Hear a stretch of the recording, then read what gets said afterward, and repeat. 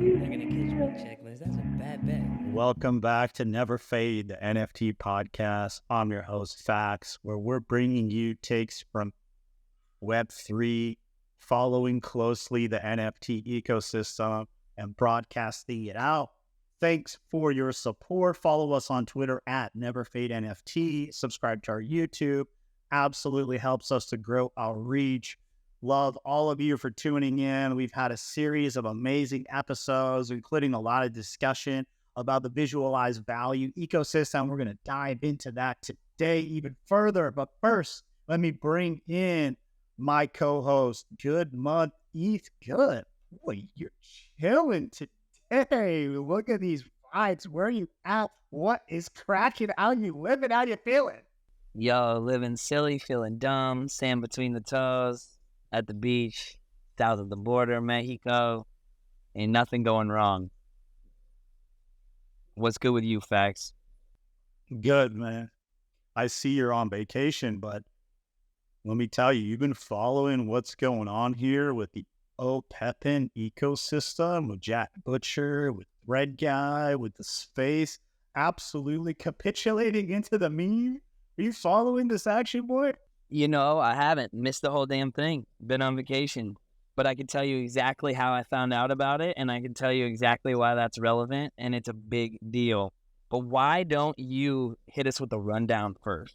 Like, for the people, like, I want to set the kind of table of contents for our listeners and the agenda here. We're going to hit you with a point in time rundown of what happened. We are then going to go into the significance of it. And if you are tuning in this podcast and you have never joined Crypto Twitter and you're not in the minutia, well, you're going to learn a lot about the brand new cultural hub that is going to change your life.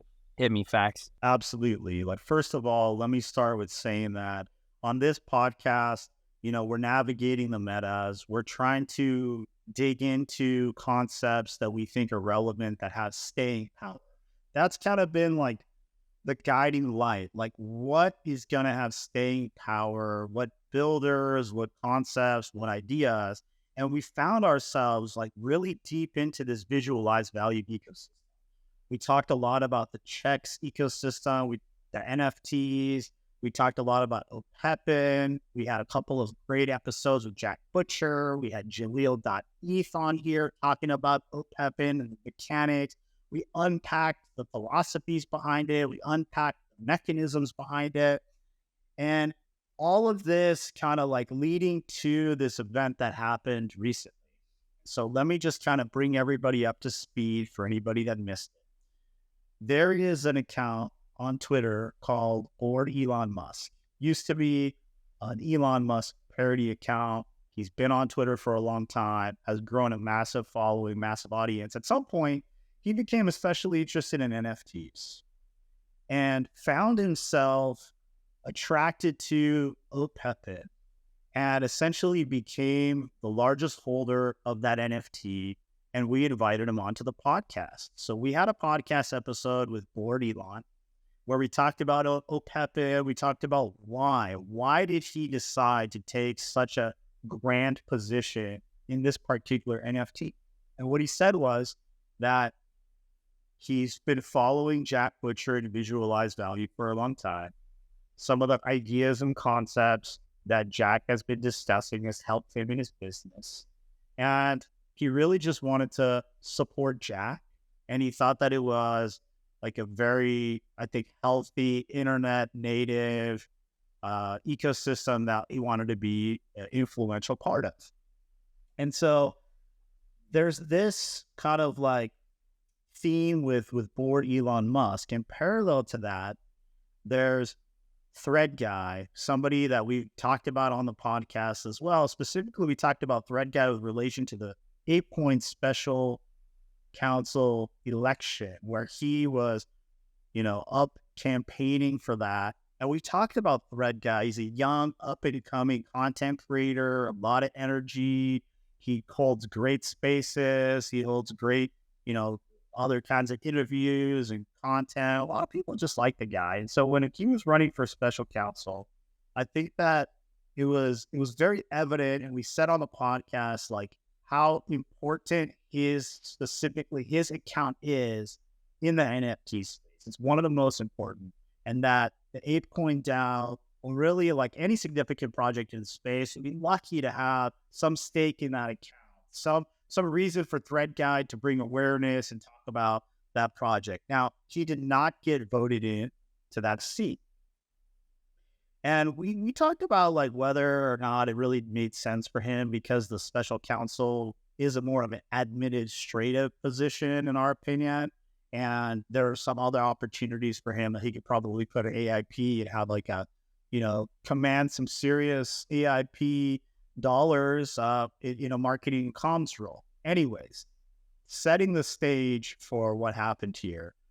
Lord Elon, who himself also at one point ran for the 8-point special counsel and did not get voted in.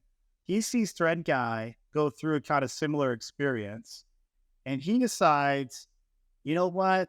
I really like this guy. I really like this guy's platform, his content.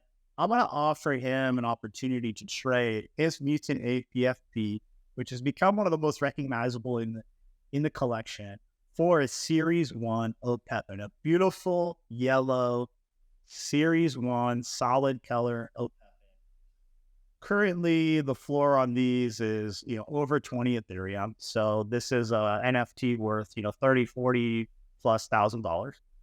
So to trade it for his Mutant Ape, and so Threadguy would basically get this Series 1, and then the deal would involve Threadguy later, a year later, getting his Mutant Ape PFP. So essentially, it was really no risk other than the risk of changing his brand, which was kind of wrapped around this Mutant Ape PFP.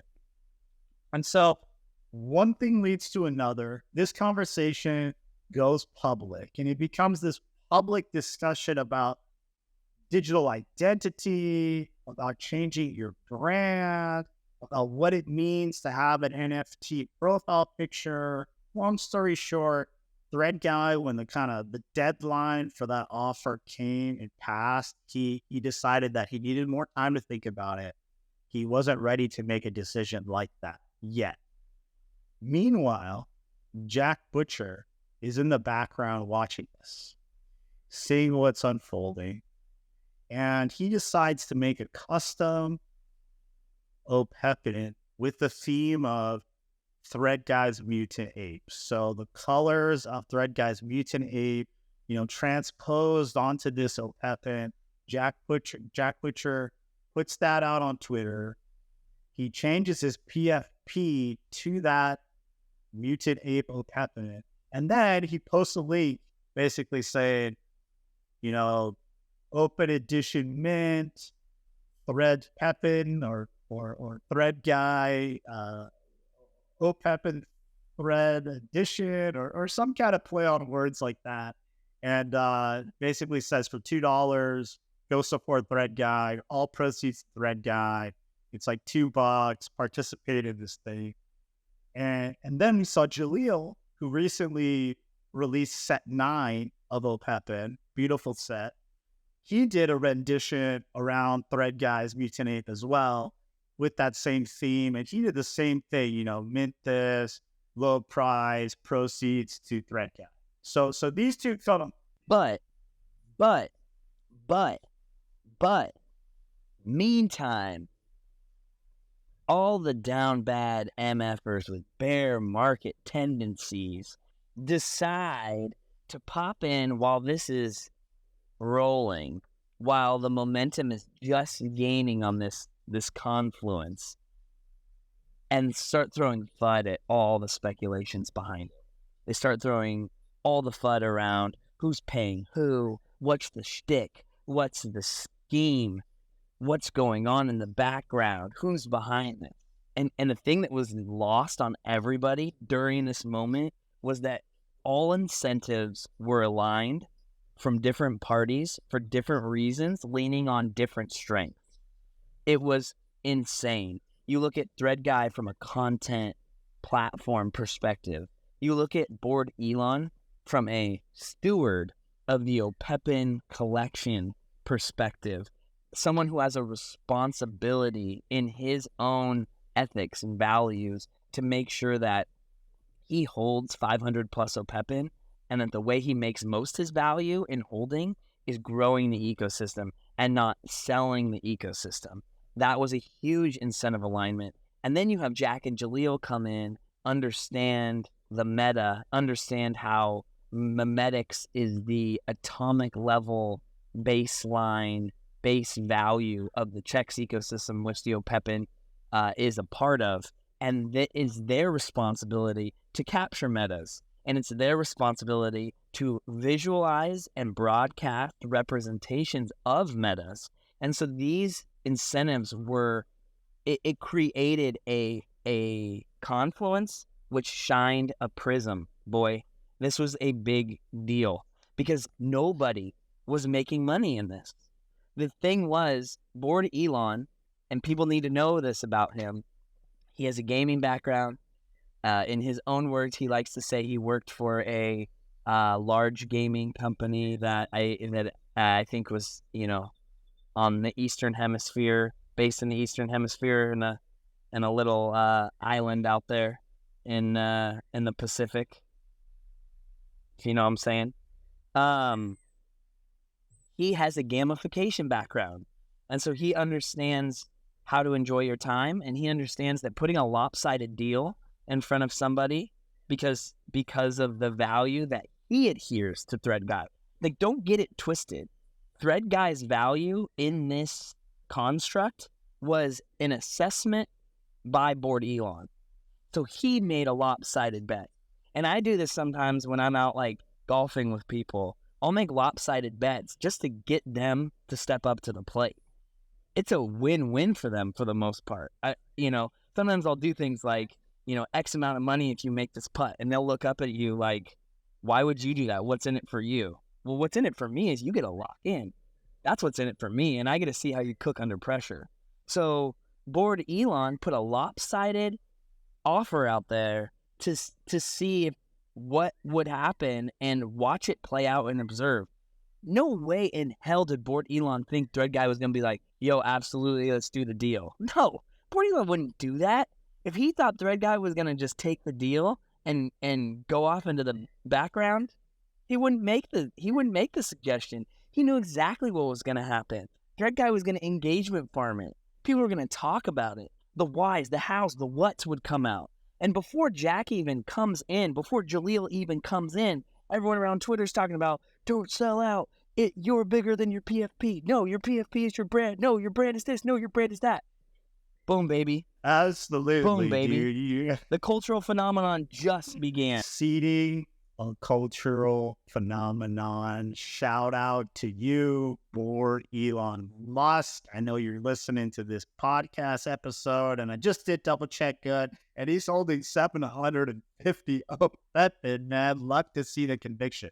So essentially what happens next is an outpouring of support from the NFT community for people who've been following Threadguy, been listening to his content, participating in his spaces, interacting with his tweets.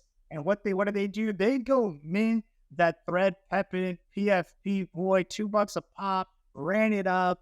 By the time of this recording, probably close to 50,000 of those things are minted, $100,000 of proceeds, a crypto fund basically for Threadguy, like monetizing the platform, visualizing value. Visualizing value, I think, is what happened here. And then, along the way here, Threadguy changes his PFP, the space goes wild, and this is where it gets electric and crazy. Everybody, and I mean everybody in NFT Twitter, crypto Twitter, take note of this. Major accounts like OpenSea, Magic Eden, CoinGecko, change their profile picture to their rendition of Opepen. All kinds of people start participating on this. We're seeing Opepen art. We're seeing people just coming together. We're seeing the economic energy in the network building. And I love to see it. And it sounds cliche, but I gotta say, I'm feeling early Bored Ape Yacht Club vibes right now. Good. Is it fair to say it or not? Are you feeling early Bored Ape Yacht Club vibey right now? Well, listen, the Bored Ape Yacht Club vibes that everyone throws around and tries to ascribe to things, they it doesn't come without a lot of work, and it doesn't come without a cultural phenomenon. And Opepen has hit its first cultural phenomenon. And I just kind of want to relay an anecdote of how I found out about all this, because it's very synonymous with the way that I knew Bored Apes were going to be what they were at that point in time. So I'm on vacation. Part of being on vacation is dropping email, dropping work, dropping Twitter. I'm a little bad at, staying off Twitter, but I pop on Twitter, I look at my notifications, and I see people who normally come in and like my tweets or occasionally come in and like my tweets all have the same PFP. They're all rocking Threadguy Opepen. And it was at that point when I realized that something's happening. And it was identical to the day after Mint, when I minted that monkey for Bored Ape Yacht Club, and the next day, my whole Twitter feed was changing their PFPs to these monkeys. Now, Bored Ape Yacht Club at that point really invented the PFP. CryptoPunks were around, but they were called punks. They weren't talked about as PFPs. They were collectibles, punks, identity, all these things were thrown around. But it wasn't until Bored Ape Yacht Club came around that it was like, whoa, PFPs is a thing, right? It became its own market sector. And it was obvious because there were so many people enjoying it at the same time. And that's the power of the internet, is that the internet can reach consensus. And Jack is maniacal about that. Jack knows that, there are metas and there are phenomenons.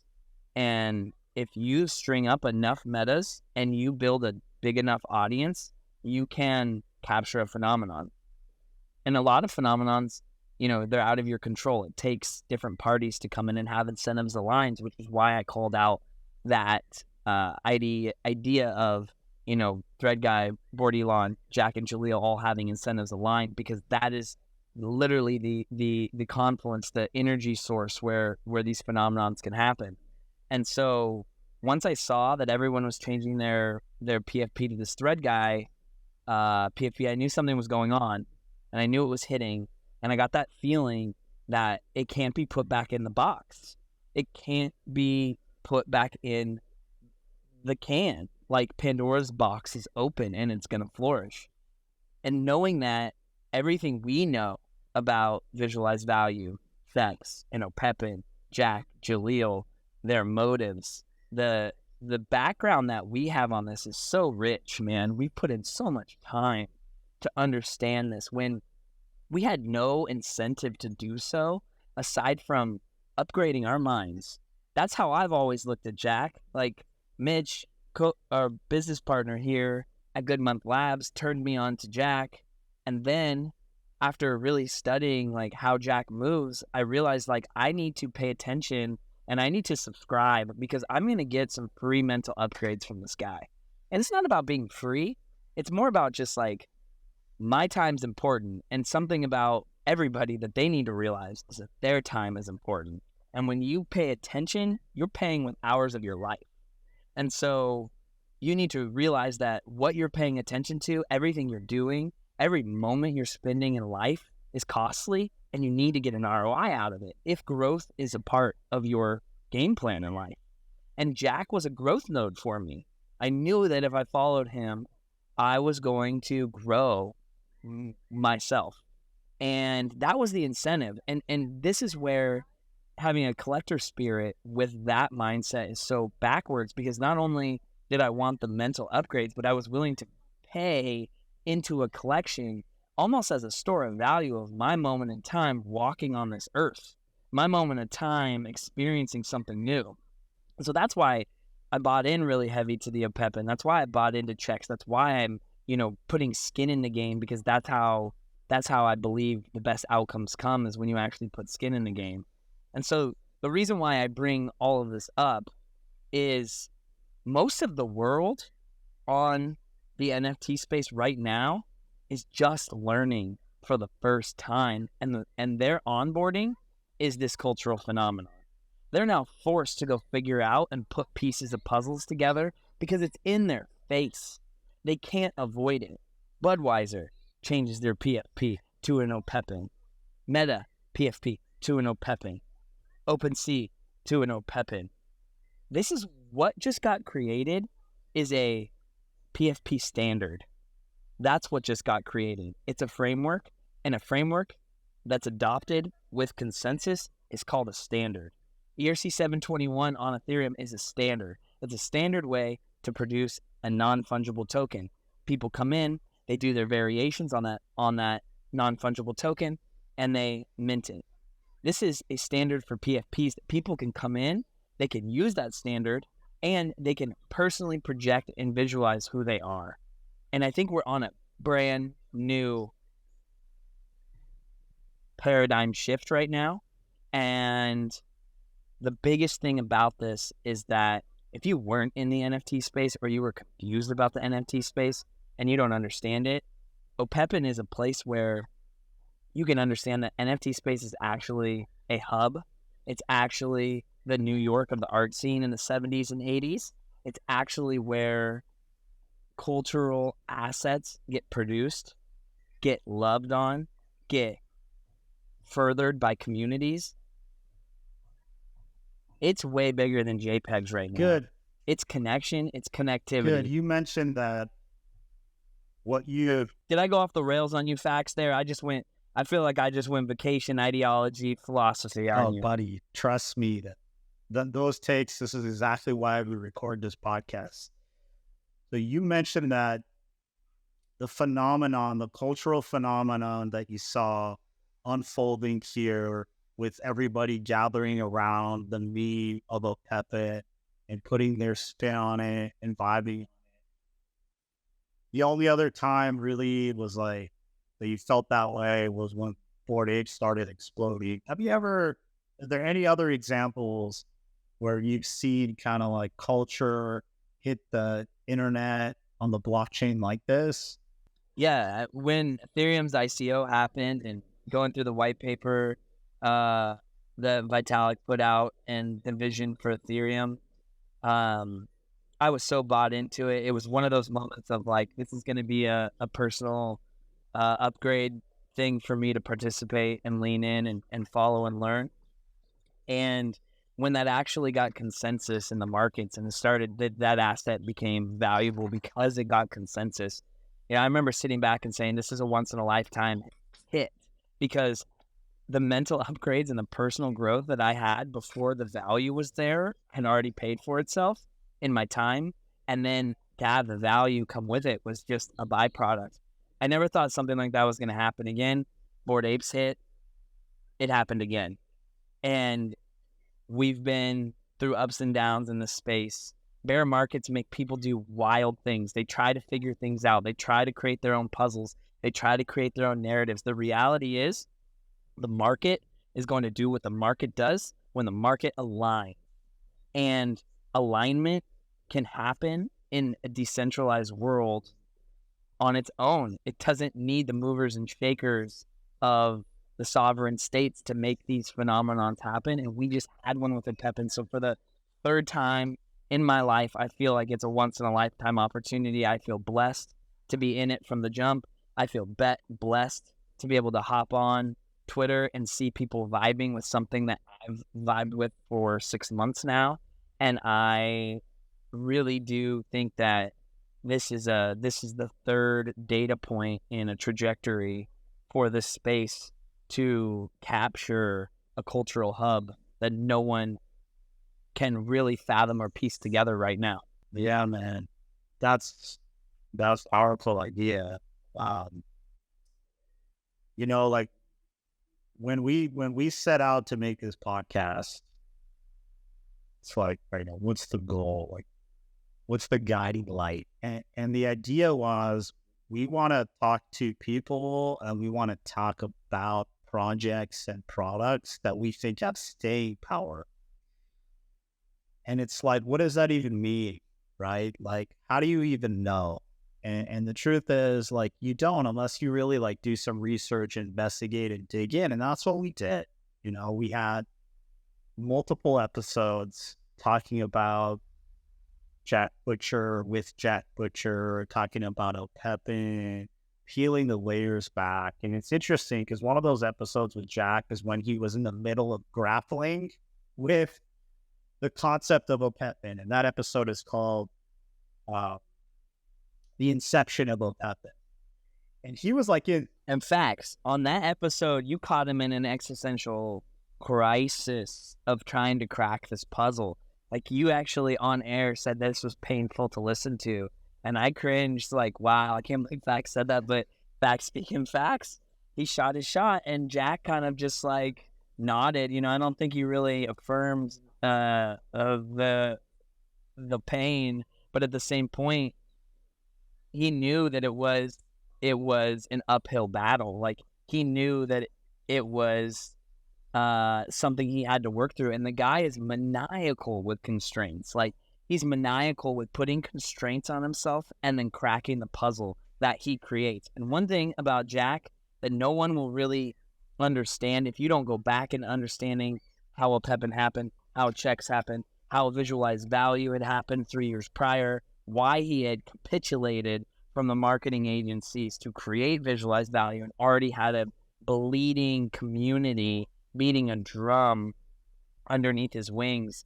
You really don't realize that this guy is all value add. He's all value add. And the big meme here is that everybody points to Jack as the guy. And the people who really understand will be like, well, there's Jack and Jaleel. And the people that really, really understand will say there's Jack, Jaleel, and Trap. And the people that really, really understand, they'll say it's Jack, Jaleel, Trap, Celia. And the people that absolutely are already in the network know that there's Discord or visualized value that help iterations. And the meme is people point at Jack as the man, but Jack knows the people are the plan. And he's not going to deviate from the plan, period. The people are the plan. Dude, absolutely, man. And we did catch Jack in like an existential crisis. He's literally like going through the process of trying to grapple with what he was trying to do and how he could try to set the stage for his vision.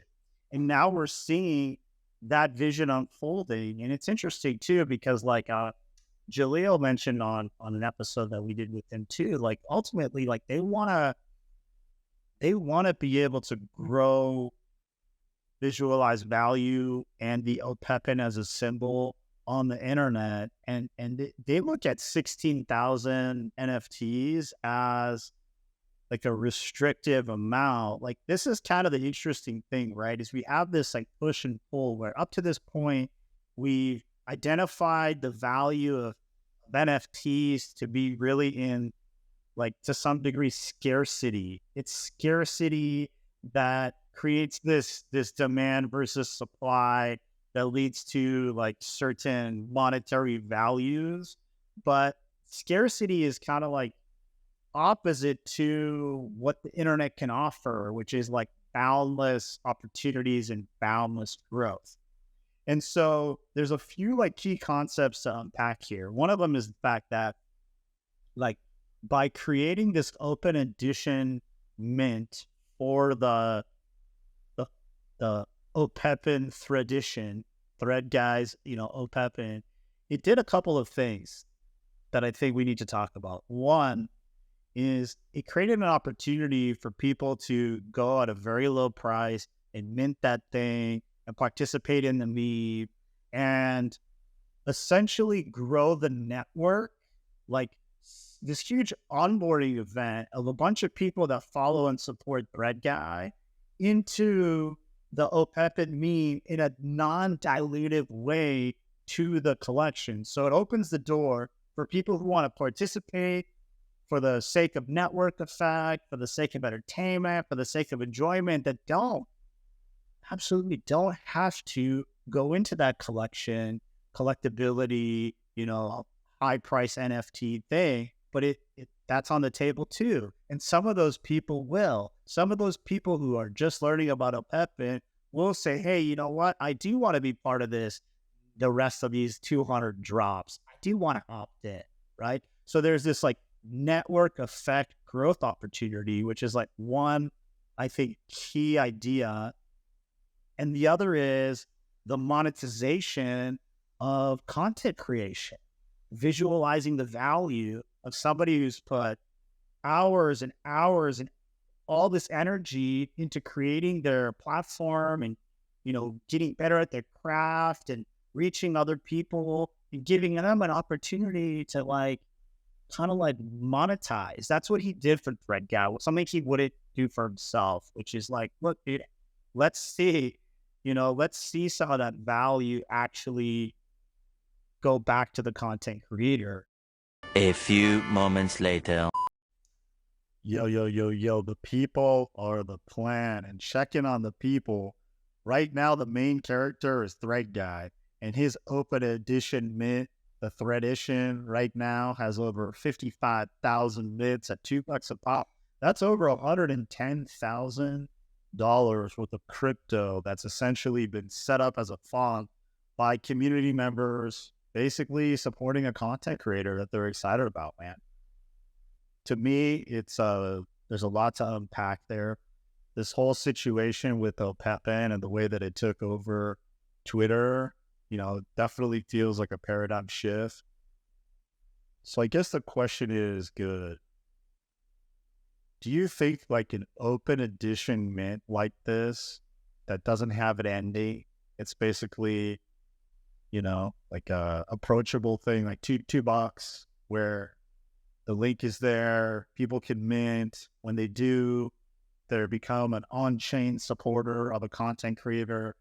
Could this become like the new meta, like content creators using open editions as a way to monetize their platform? People are waiting for Twitter to, clarify how it can be used to monetize. But do we need to wait? I mean, it sounds like this is an avenue for monetization right here.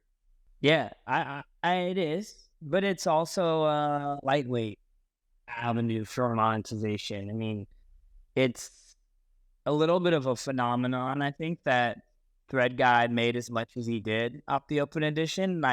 As we kind of talked about in the first segment when I was in Mexico, now I'm back home. What's Gucci? Nice to meet you. As I mentioned in that kind of segment, it was a confluence of people coming together, and it was incentive aligned. Like Board brought attention to the project, Jack brought attention to Threadguy brought attention to the ecosystem, and so everything kind of aligned. Jack spurred something for Threadguy as well as Board, and that equaled monetization. But this isn't a playbook. Don't get it twisted.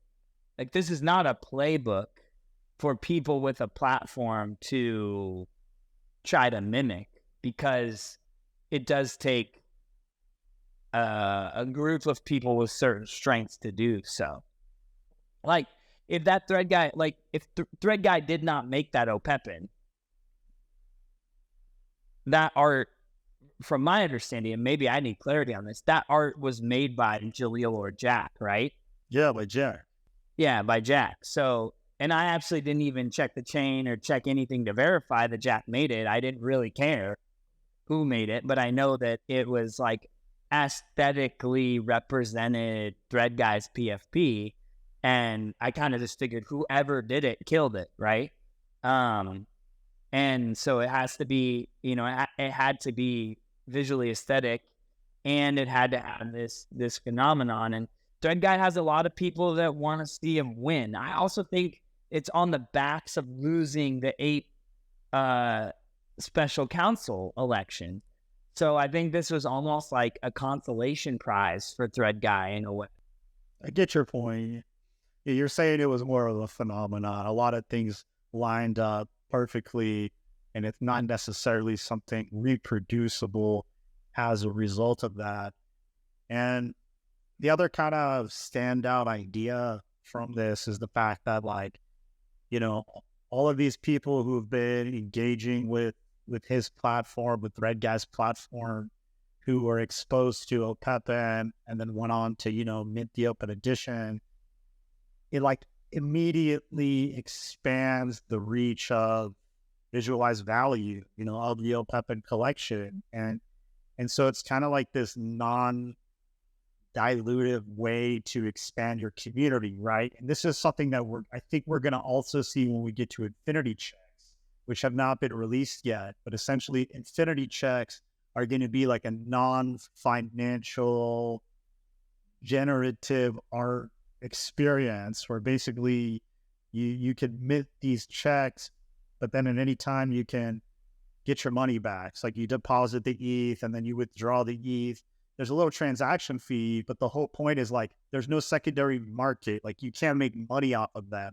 But what you can make is everything else: connections, networking, community, enjoy art. And so again, it's like a non-financial way to expand the community, expand the ideas, grow the network. And this is, I think, what Jack and Jaleel from the beginning have talked about, the fact that, what we're doing with scarcity in the NFT space by having limited supply is actually in contrast to, is opposite to the opportunities that the internet provides for growth and networking and expanding, growing your brand or whatever it is. So kind of looking forward to that. I feel like this Threadition was a taste of what infinity checks may also kind of do for the space. And with that regard, with that in mind, we had Snowfro come out, and he kind of credited Jack and the team at Visualize Value for opening his mind to this scarcity versus inclusiveness idea. And he's talking about taking art blocks in a new direction as a result. So we've called Jack Butcher on this podcast a 2023 Snowfro. There's only one Snowfro, there's only one Jack Butcher, but the whole point was, it's like, and there's only one Never Fade podcast that doesn't and hasn't missed. So take it. Yeah. So did you catch Snowfro's thread about that? Any thoughts? Yeah. I mean, I think Snowfro's thread is reactive to the market. I think it combats a lot of toxicity when it comes to art collecting. And so for those who haven't gotten a chance to see Snowfro's thread, he basically came out and said, hey, scarcity needs to be broken down. Things need to be driven by demand, and they need to be either discontinued because the demand's not there, or they need to be infinitely scarce. And I know that's kind of a oxymoron, a little bit of paradoxical, but without getting too philosophical, all he's saying is that things need to be built to be enjoyed. And one example that he gives is Legos. This isn't a novel idea. I do want to call that out. Like, coming from Snowfro, creator of art blocks and creator of the Squiggle, it might sound novel, but it's not novel, because this is business, and this is the way activations have always worked. You do something, you capture momentum, you capture excitement, you release what you have, and then you iterate on the data that comes back. And one of the examples he gives is Legos. Legos does these collaborations. They do it with like the Ford Raptor or Lambo or Barbie and Mattel, and they do these activations. They release these Lego sets, they sell them, and they continue to produce that same set over and over and over and over again, though it's the same set, and it keeps getting bought and demand catches up with it. So that's what, Snowfro's talking about, is that in the idea that he's kind of saying that open editions should be valued, and demand should drive open editions and those things. But it all comes back to distribution. So scarcity, I kind of don't, I guess I sound like I'm rambling, but the fact of the matter is like, Snowfro can talk about infinite scarcity now that he's experimented with art blocks. Now that scarcity built art blocks to be what it is. Art blocks didn't have the distribution. It needed scarcity to build its distribution. Then it needed value to compound to create its store of value. And now they can, since they have distribution, they can talk about this infinite scarce model. But it all comes down to distribution, and it all depends how you jumpstart your distribution. Does that make sense? Yeah, it does. And I think right now with I think NFT space having an identity crisis is how I would describe it. I think it's like a moment of reflection, like, okay, CryptoPunks, Fidenzas, like these kind of historic, scarce NFTs are, long bag collectibles. People think about collecting fine art in this kind of same vein, but I think a lot of the rest of what happened here in the NFT space, a lot of it was just a miss, man. I mean, that's not really the way forward, I think is what we're understanding now. Like, will there be pumps and opportunities in some of these existing collections? Sure, there will. But I think the reality of the matter is, like, there was too many 10K, 20K collections. There's not enough demand and not enough interest for that model. Like, everything can't be this fine collectible. That's not how the world works. And like an inviting kind of open edition, approachable price point model is probably the way forward. And I kind of want to pause. I do want to talk a little bit about set 10, which is interesting. But before we do, I want to pause on this thought, because we're spending a lot of time and energy in the NFT space circling around these concepts of like collecting and art. And we've seen so much of that get like pulverized, like royalties get pulverized, creators get screwed over, founders get burned out. Like when. It's not working out. It's not working out. Like, we need to start to think about like, what is exciting? What is entertaining?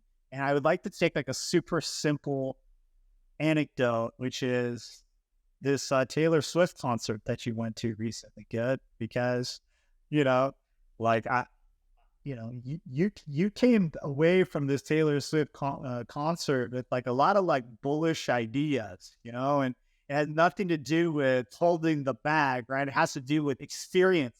It has to do with being somewhere that you feel something because you're in the moment, you're in the experience. It's creating memories. So what's the parallel between Taylor Swift and what success in the NFT space could potentially look like, Ed? Yeah, I mean, probably not going to make that bridge very clear in this pod, but it was a big eye opener. I mean, there are a lot of parallels. And before I go into that, I do kind of want to say that I think you only make it through this bear market in the crypto space is if you're truly married to the technology and you're truly married to observing how that technology can play out, because we've seen this through every winter cycle. We have the blessing to call this a bear market because it actually is mirroring the macro markets. But in the past, it's always been winter. Winter cycles happened when the bull market was still going on. So we've finally kind of gotten, a little bit closer to the macro markets. But I do just want to call out that, and before we get to the T Swift stuff, it's like, I've seen so many people just come out and be bearish on things. And they haven't really taken the opportunity to just learn from what's happened and get to higher ground. That's all you have to do in a bear market is survive and get to higher ground. And sometimes when the bull's going on, you spray a buckshot and you try to get as much covered on the table as you possibly can. If I can take a craps analogy, you layer in the roll.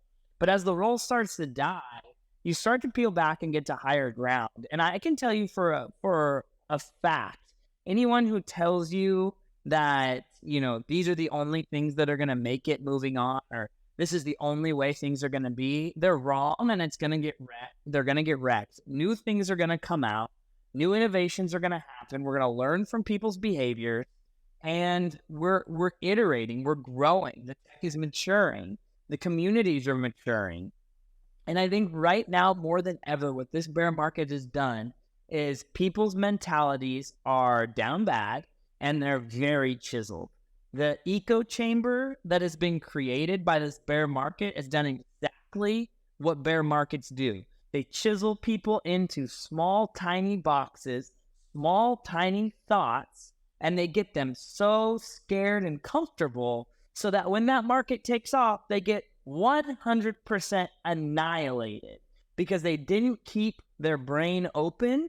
They didn't try to get those self-growth upgrades, and they get left in the dust. They throw up their hands and they say, I get it. And that's how you get wrecked. And that's how you get left behind, because the markets will always leave behind the largest amount of people that it possibly can.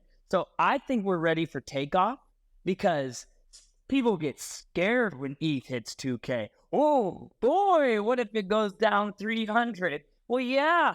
What if it does go down 300 and it boosts 1500 and leaves you without pants? Yeah. You Dude, know? we're a lot of people right now are in position to be left naked and alone, holding a bag that never gets revived. You're overexposed right now. If you're sitting here like biting your nails like, dude, I might be overexposed. You can't be overexposed right now. If you're overexposed right now, you're done. You're gassed. This is a point in time in the bear where you need to have optionality, and you need to preserve your optionality. And one of those pieces of optionality is getting outside and touching grass and not overdoing it. Walk away from the craps table for a moment, fam. You know, that's a way to actually preserve your dry powder, is walk away for a moment and go see some IRL things, because the energy is very much alive in the real world that we don't have coming through the computer like we used to. We had dopamine flooding through the computer in 21, flooding, and it was still going a little bit into 22. And then it ran out, and we've had people trying to mine this dopamine from the blockchain and through the computer, and it's not there anymore. So to the Taylor experience. Yeah, to the Taylor experience. I think point being that, you know, there's a bit of a reset going on. When you say optionality, it sounds to me like, you know, stay liquid, because the next, you don't want to necessarily be stuck in the wrong positions when the next kind of run comes, because there's no guarantees that what was fire in 21 and 22 is going to be the next thing that runs again. And a lot of signs are pointing to that it's not, right? So liquid and convicted. That's all you got during a bear market, is liquid and convicted. Like, if you don't have 100% conviction, you got to get liquid. And if you don't have any liquidity, you better be 100% convicted. Like, unwaverly amount of conviction, to the point where you need to be able to walk into a room and say, this is who I am, this is what I'm doing, and you can't let any FUD get in there. That's what 100% conviction is. Like leaving a bachelor party early to go to Taylor Swift, walking out of that bachelor villa in Mexico with your bag saying you're going to Taylor Swift and knocking the FUD down.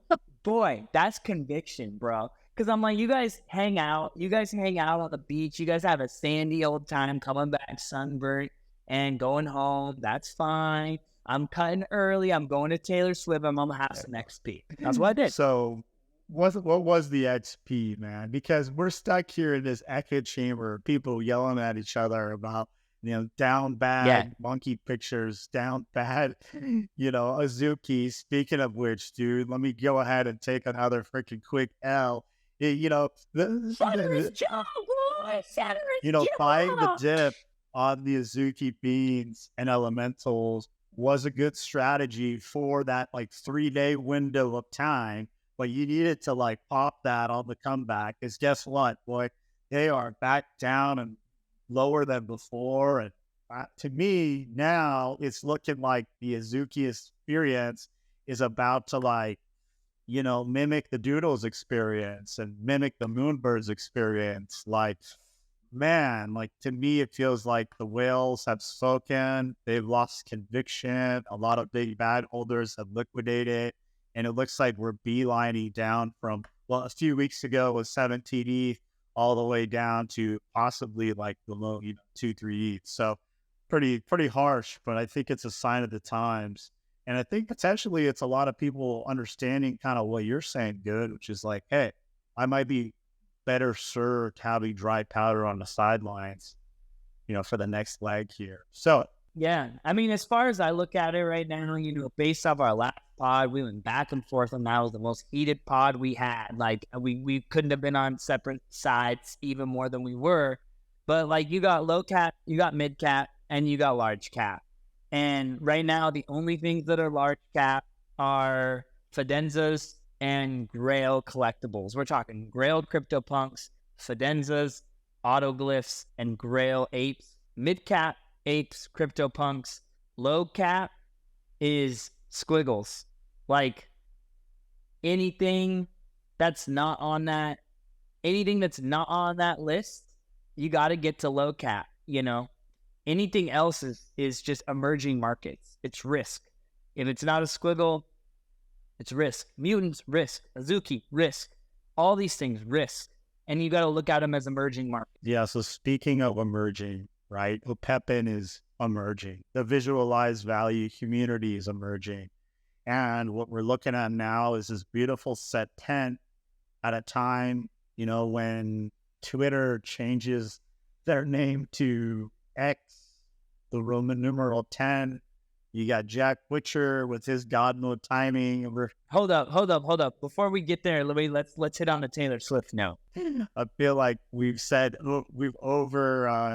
overexposed to the word Taylor Swift on this pod right now, dude. Okay. All right.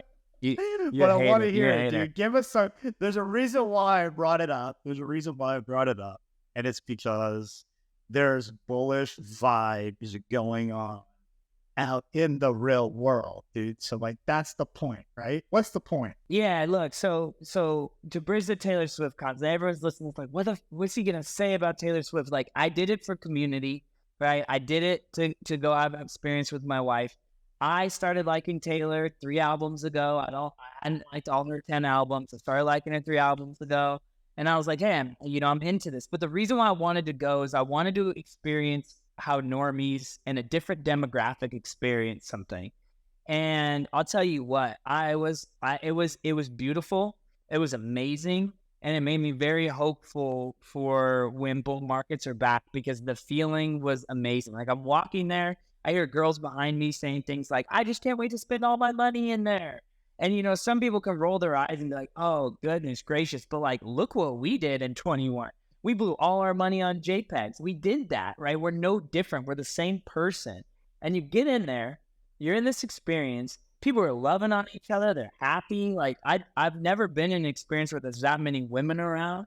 And it felt safe. It felt beautiful. Like, I felt like world peace could happen, Like, I mean, I don't know about you, but when I go to sporting events, like, my guard's always up. I'm tense a little bit. You don't know, like, when guys are going to get drunk and say something. I'm not like, that's just me naturally, I guess. But it was like, my shoulders were down. I felt safe. And not that I don't feel safe normally, but like, I was noticeably like, wow, I feel like weirdly safe. And then to see how hyped they were when this woman came on stage was beautiful. But the big thing is the experience that you got. Like, the music hitting your system, the programmed lights that were going off on people's wrists all over, like the movement of mist and the digital art on the background that was going on should put Web3 artists on notice. Like, this visual display that was happening on this huge screen, if you were to hand me a flyer that says free mint of this digital exposure to put on your token frame, boy, I'm there. And not only am I there, you have 85,000 people that would mint that visual to stream it because it can bring back a once in a lifetime experience. And it cost me an ETH for 2 seats, and I was ready to blow 2 ETH to do it again for a better perspective. So I don't know, boys. Yeah. Get out there and get to some experiences like that, because we need to understand, if we want to understand adoption, we have to understand the other demographics. I did not understand that demographic until I experienced it. That's the point. That is the point, is that art is a form of expression. It's a form of entertainment. It's supposed to be fun. It's supposed to be enjoyable. It's something that you talk about and you build memories around.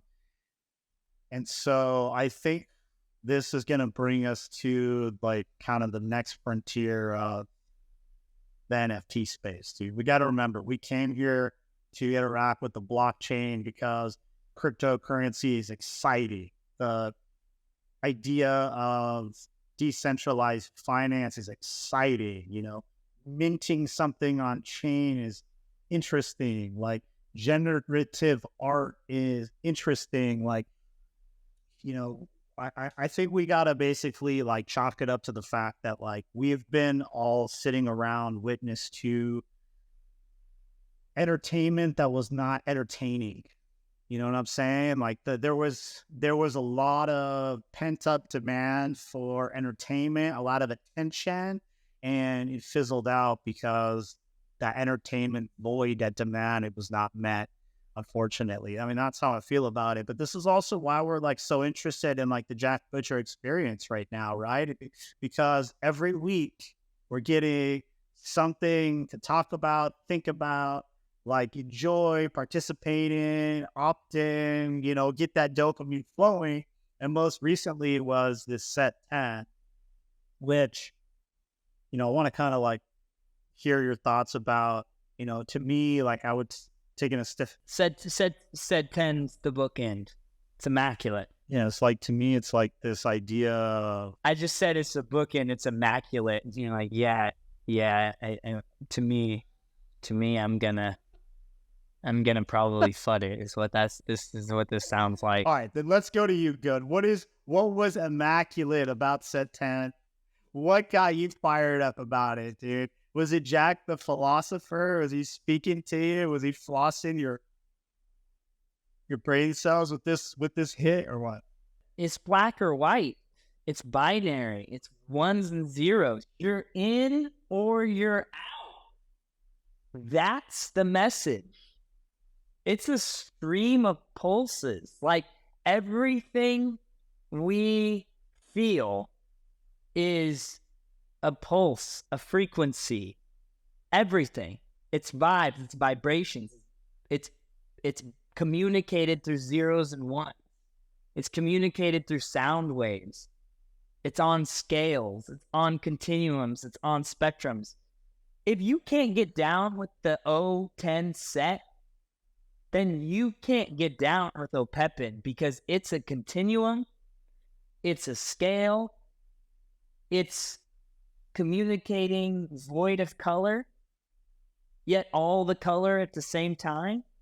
Like, it's a necessary one. I think 07, I think 007, I think 010, I think they're necessary. I think they're foundational. I think everything else is an abstraction. I think everything else is an interpretation, a variation. But I think you look at 007 and you look at 010, and that's the mechanics. I think 010 is binary. It is or it isn't. It's 1 or 0. And 007 is the next level of mechanics, of rarity. And then after that, it's playground time, boy. Yeah, so it's like opt in or opt out. Speaking of which, like the opt in on 10 was a little bit lower than other sets. Like, why do you think that is? Do you think that like people thought it was too simple? They're not understanding, they're not peeling the layers back? Like, why do you think that it had lower opt in? I just think it's literal. Literal things take time. 007 took time. 007 got back. 007 was dumb.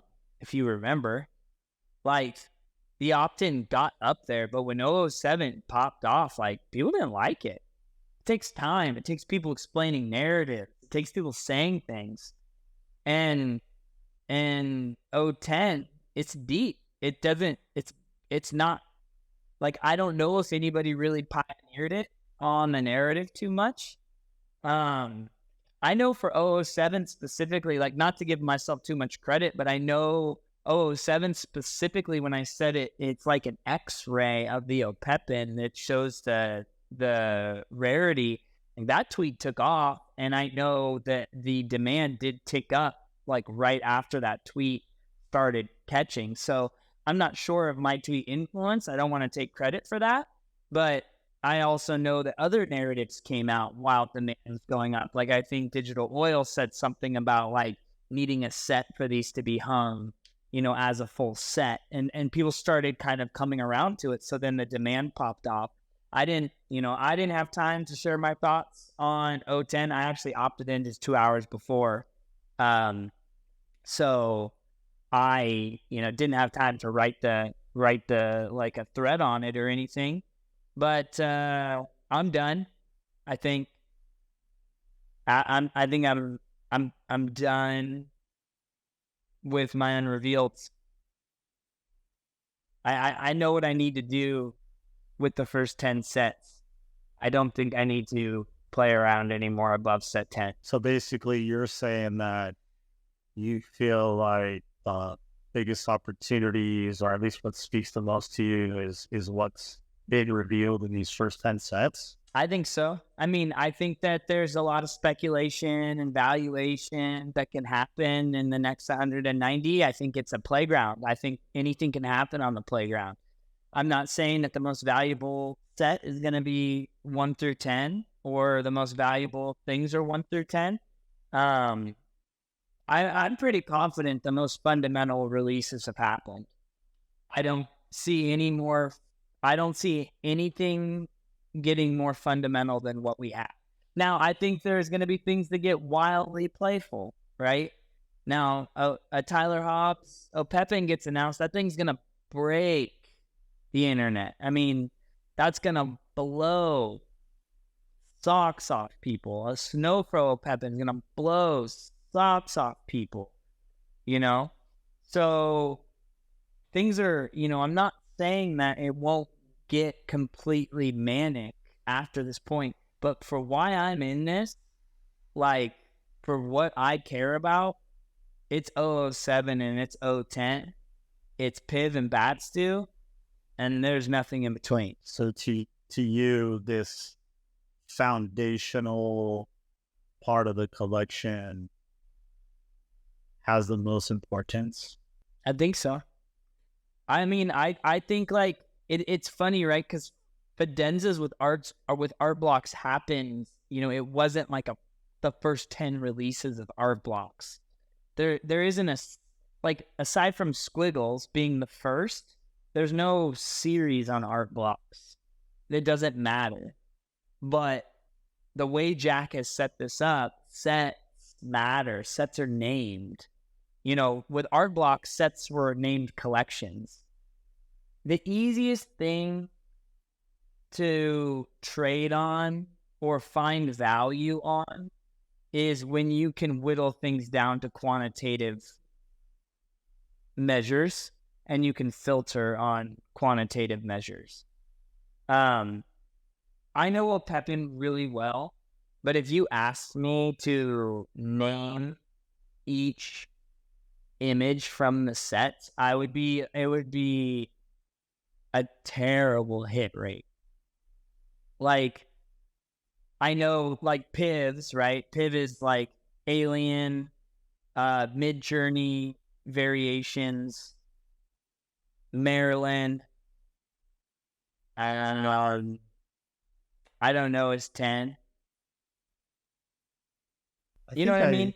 Yeah, and I think, like, what you're saying, it's actually been operating on me also. And you did probably influence to some degree my decision making too, because I ended up to basically sell a couple of unrevealed floors in order to buy a set 007 10 edition that I thought was at a good value. I also added another 8. So like I'm disproportionately exposed to sets 1 through 10. Right? I have 1, I have 7, I have a couple of 8s. And I don't know, like just from a collector standpoint, you know, when you're early and it's happening, like you don't really realize you're early until time has passed. You know, like when we're at set 100, and you know, this is like a totally like evolved experience. People are gonna be like, "Oh my gosh, like I was there when sets 1 through 10 were minting. Like I can't believe I didn't sweep them all. You know, sweep all the under. Like I have this idea in my head that 6 months from now, a year from now, we're gonna look back and be like, "Oh my god, I was there. Why didn't I sweep the floor of the unrevealed?" I think what's happening is like there's not like a ton of trading volume on the unrevealed. They sell very slowly. They change hands very slowly, and that scares people.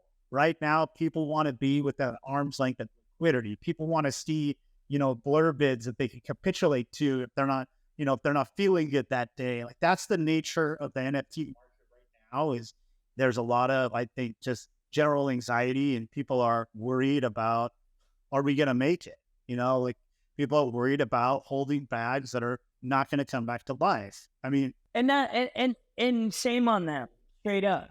Shame on them, because at the end of the day, like everything should be a sunk cost. And I know that gets thrown out there, but it should be. And I'm actually, you know, it's weird we talked about Taylor Swift on this pod, but I'm glad we did, because I threw that ETH to 2 tickets, and like I didn't ever expect to get my money back. You just expect to have an experience, and the experience blew me away.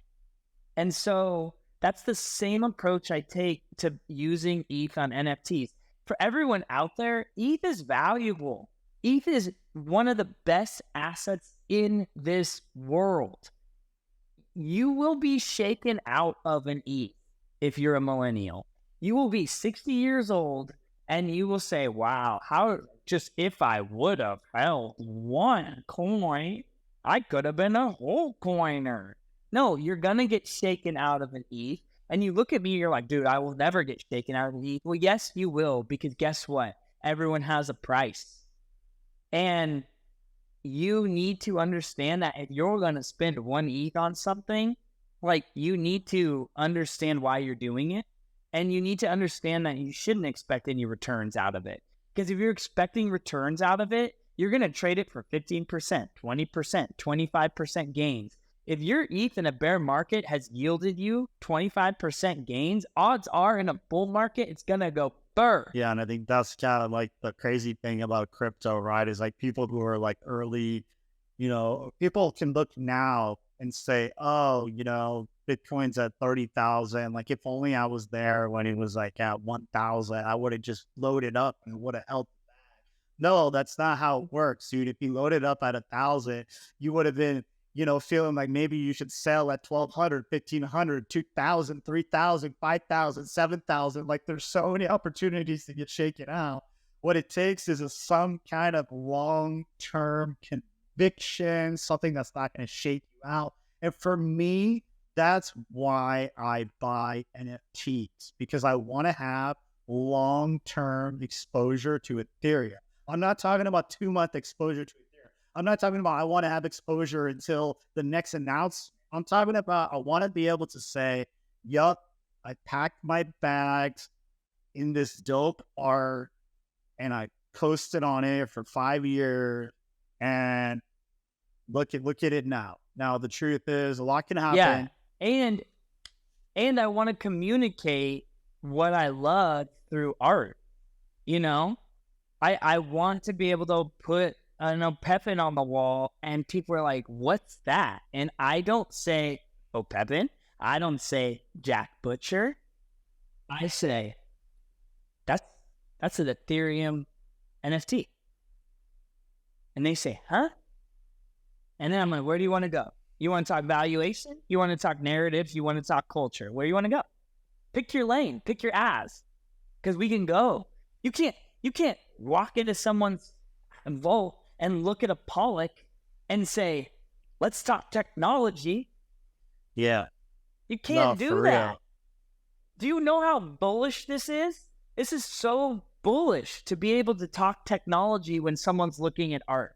It's amazing. And there's like sometimes I engagement farm and like I'll look and like the set 01 that I have will like have like a good offer, or like even like my ENS, like the 3-digit ENS will have a nice offer, and I'll throw it out like, hey, would you accept this? 15 ETH or 5 ETH for this, whatever. And all these comments that I get are like, of course, yeah, of course, sell it. I'm absolutely not trying to sell it. I'm just engagement farming. And for me, like the fun of it, like revealing a set 1, like turning around and selling that for $25,000-$30,000, like, yeah, I mean, it's fine, right? Like, then what? I'm going to take that 25K, 30K and do what? I'm going to fucking spend it, because that's what you do with money. You just fucking spend it. I just finished doing 22 taxes, going through all this stuff. And I'm just looking at it like, look how much money we spent in this household over the course of this year. What's exciting to me is the opportunity to fucking hold, dude. For me, I love the idea that if I hold this, maybe it will age like fine wine. Maybe it will age like a Fidenza. Maybe it will age like a crypto pump. For me, that idea, that concept is the most interesting thing, the most interesting part. And along the way, what you do in the meantime, this is the pulse. This is the opposite. This is the engagement. This is the networking. These are the connections. This is the content creation. And it's like liquidating an NFT, like that has this kind of potential notability for me.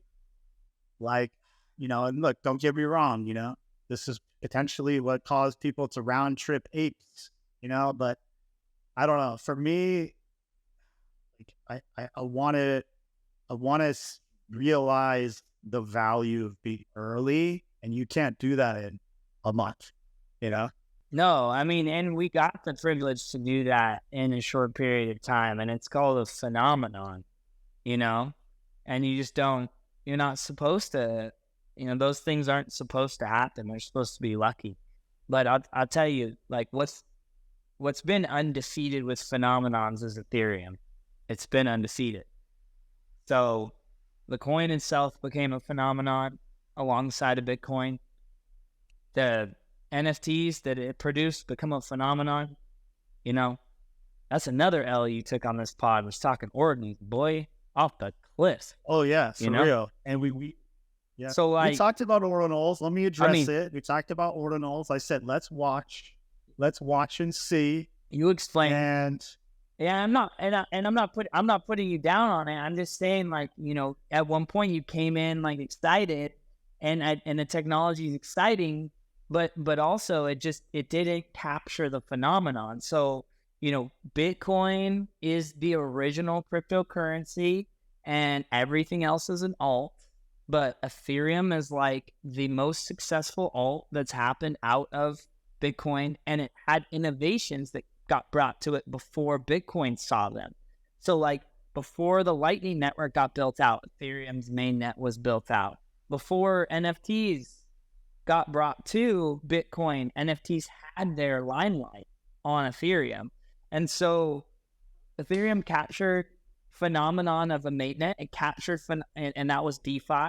It captured phenomenons of NFTs, and it's capturing the next thing that it's gonna capture is artist legacy.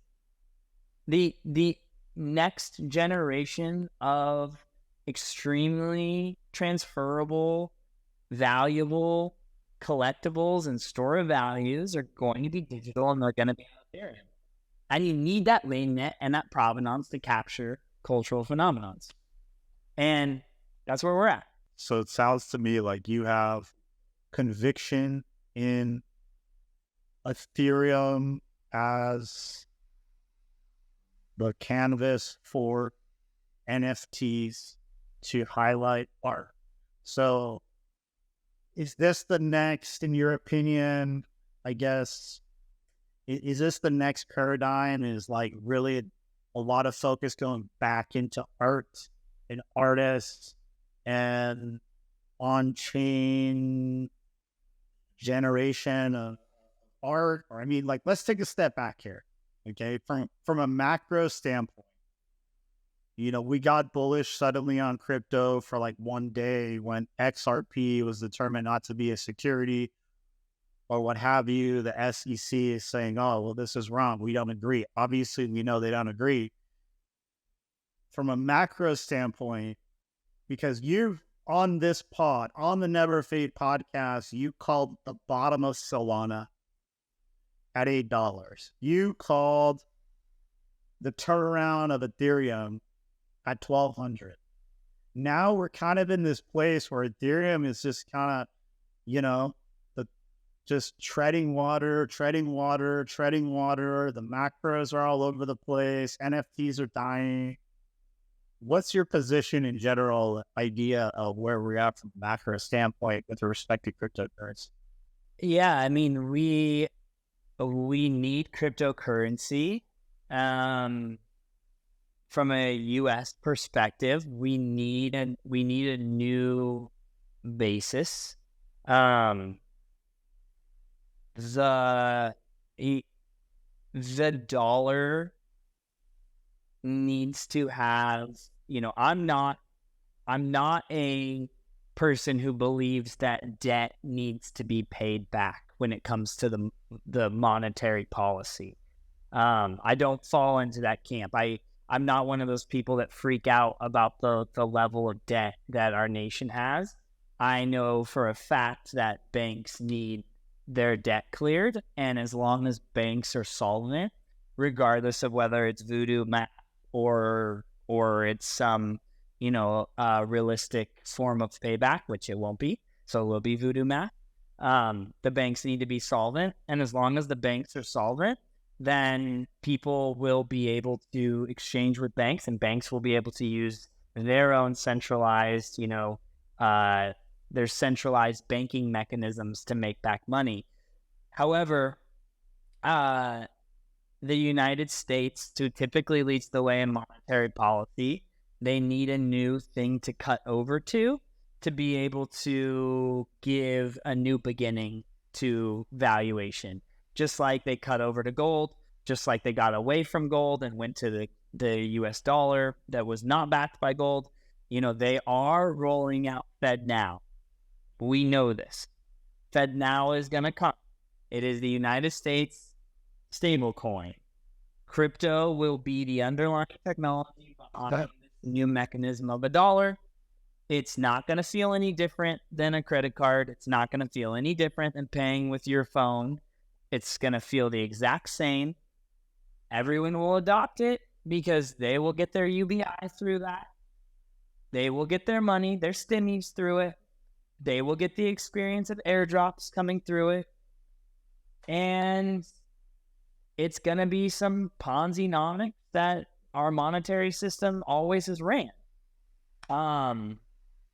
There's going to be opportunity for people who want to get a little bit deeper in the self-banking world, and they're going to have the opportunity to adopt Ethereum and Bitcoin, and they're going to get a little bit more deeper into the system and be able to self-bank. I think we're going to have this hard fork of people who self-bank and people who want to rely on banks. But regardless, there's going to be blockchain that's behind both. And where you're going to really get your gains is going to be when you self-bank. The centralized banks that have their debt cleared, I think they're going to come over and they're going to figure out how to self-bank, and they're going to help people self-bank, and they're going to take gnarly cuts on the custodial self-banking, and it's going to be a new revenue stream for the banks. So,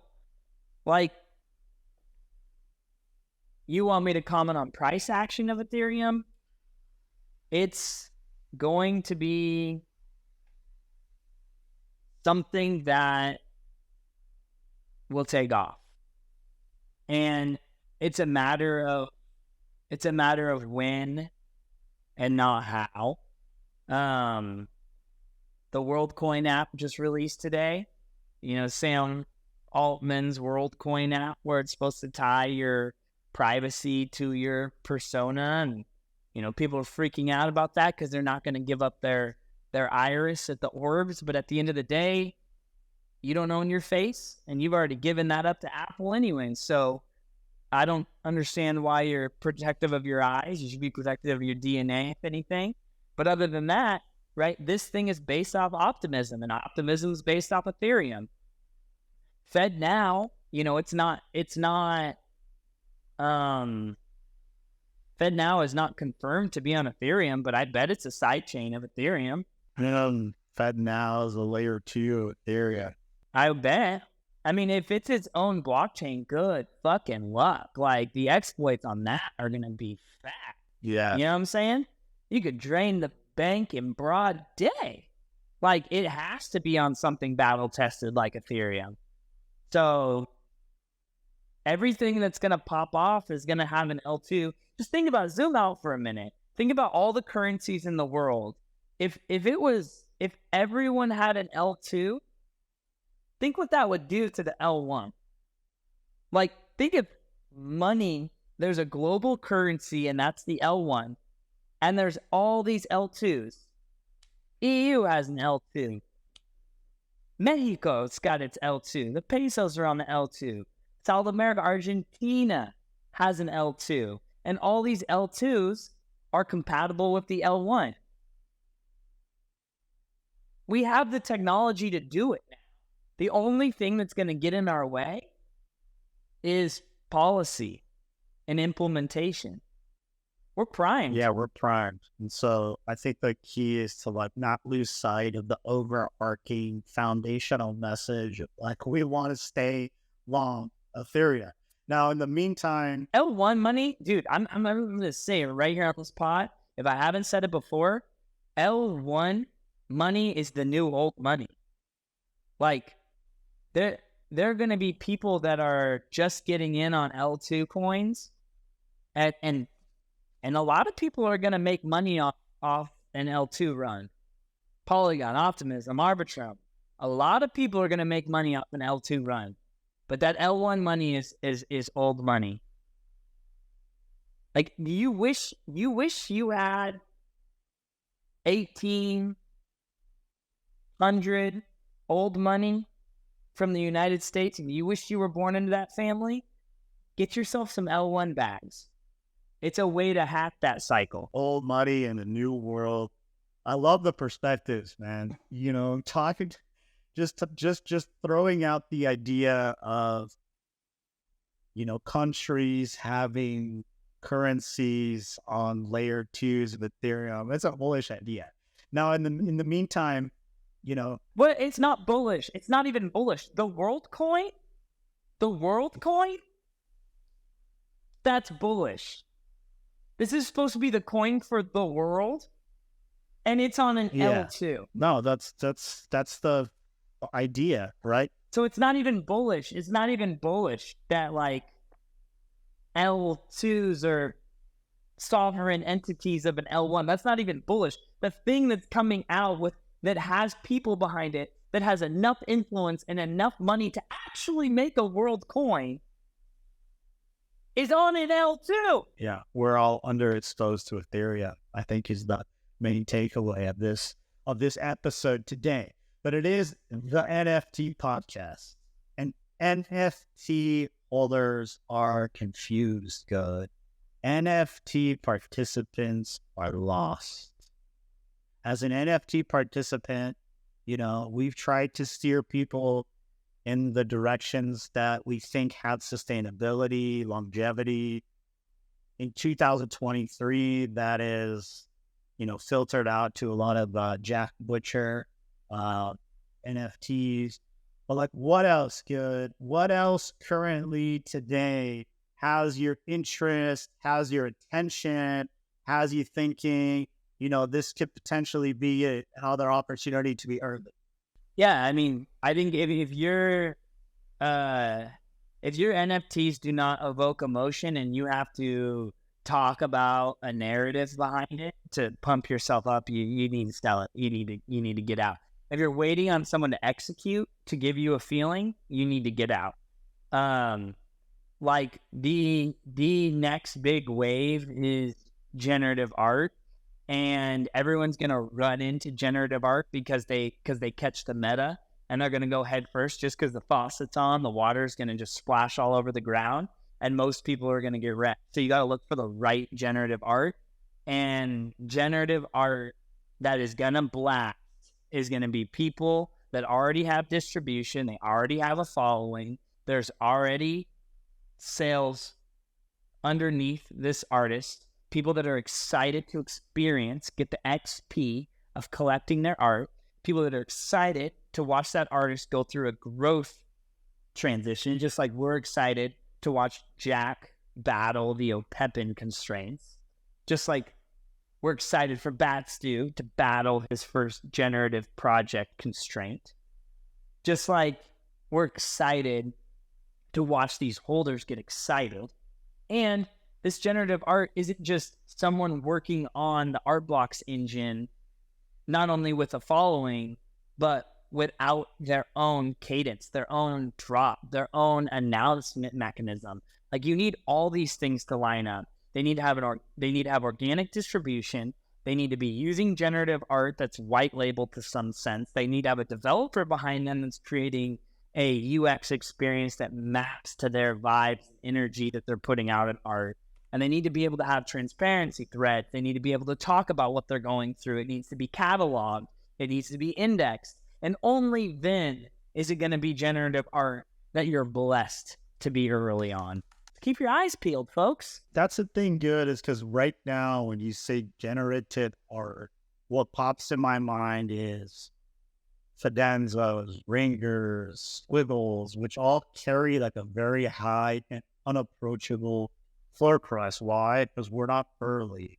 Those are 2021 generative art. But like, how can somebody be early to generative art that is going to be sticky, right? So what you're basically explaining is artists who already have established themselves, already have a following, already have collectors, already have distribution. And it sounds like you're circling around this Batstu generative art collection. So let's talk about that for a little bit. First of all, we know that Batstu had this beautiful set 003. Jack Butcher, hat tip to him for the original geometric Epe idea.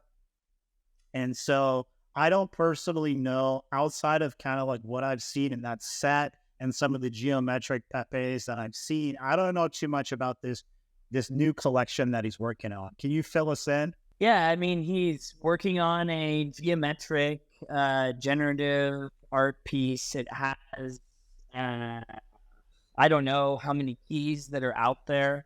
Hazy, if you could look that up. It's basically 4 keys will equal 1 generative piece. And that's really all we know. The keys were airdropped to people who bought his open edition.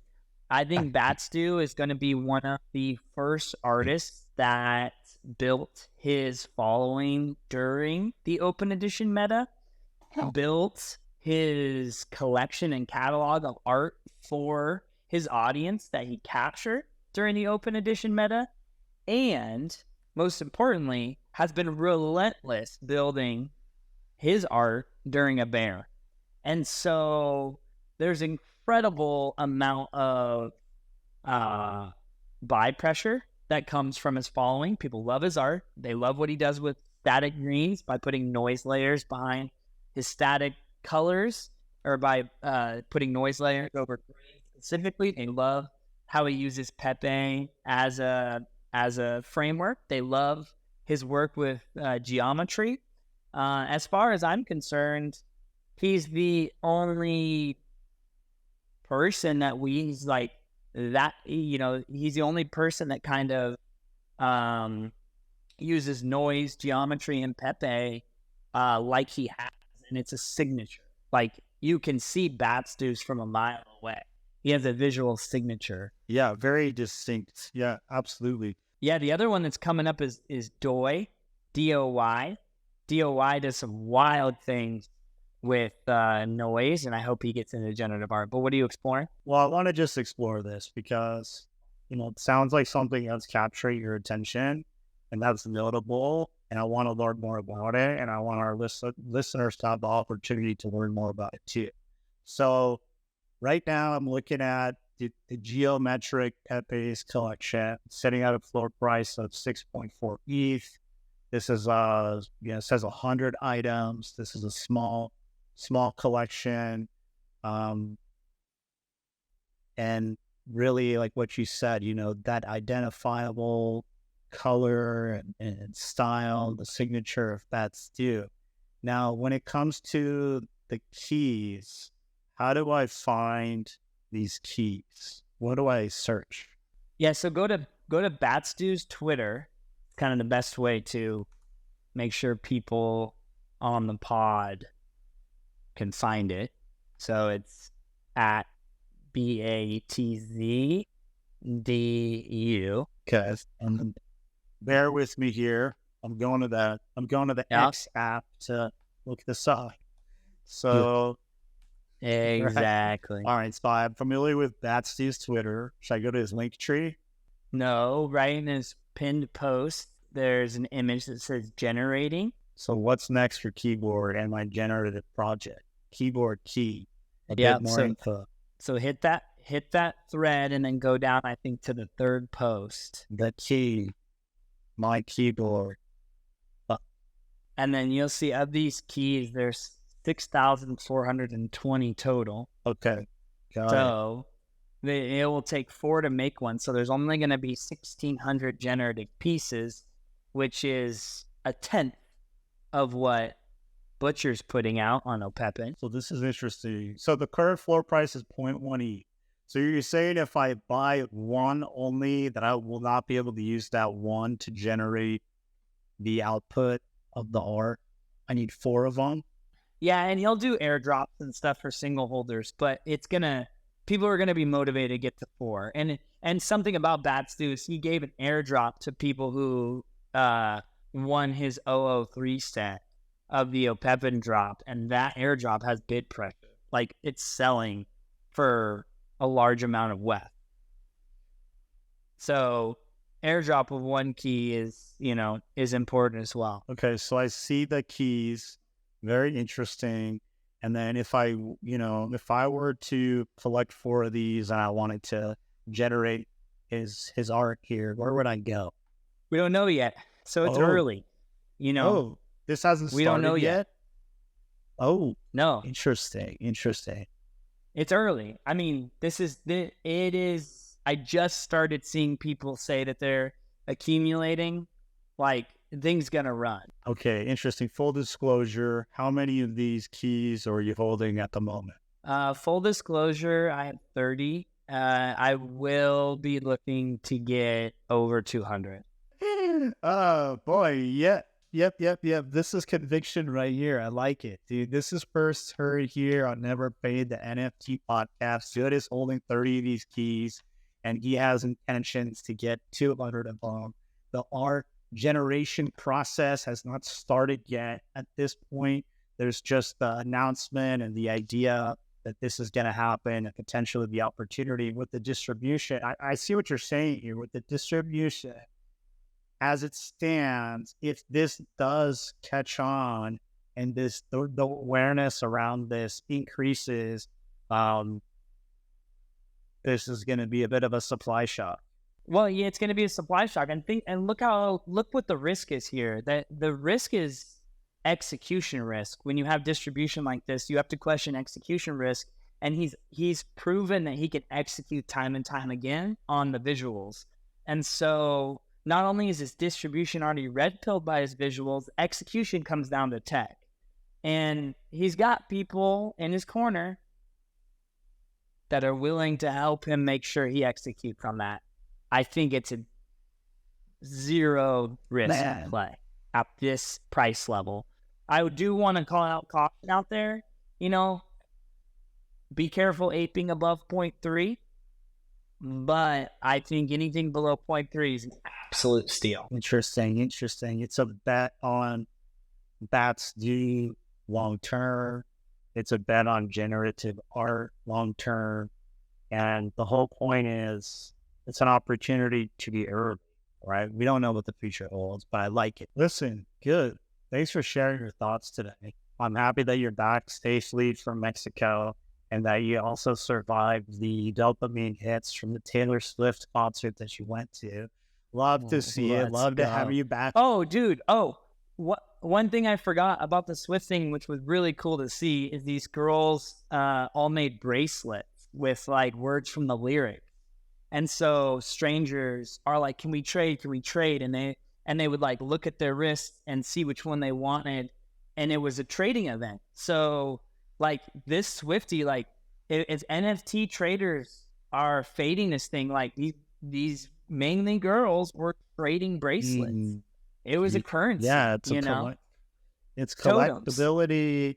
It's the fun part of collecting items is trading. And then you have community, and we can't let go of all of these concepts. We got to get back to the core of why people are here. They're here for art. They're here for networking. They're here for the interactions with the blockchain and to be long Ethereum. I think with that, let's go ahead and sign out. This was another episode of Never Fade NFT podcast. I'm your host. Follow me at FaXx ETH and our co-host at Goodmontheth. To our producer at Hazel B. Jordan on Twitter. Good. Any final words before we log off here, boy?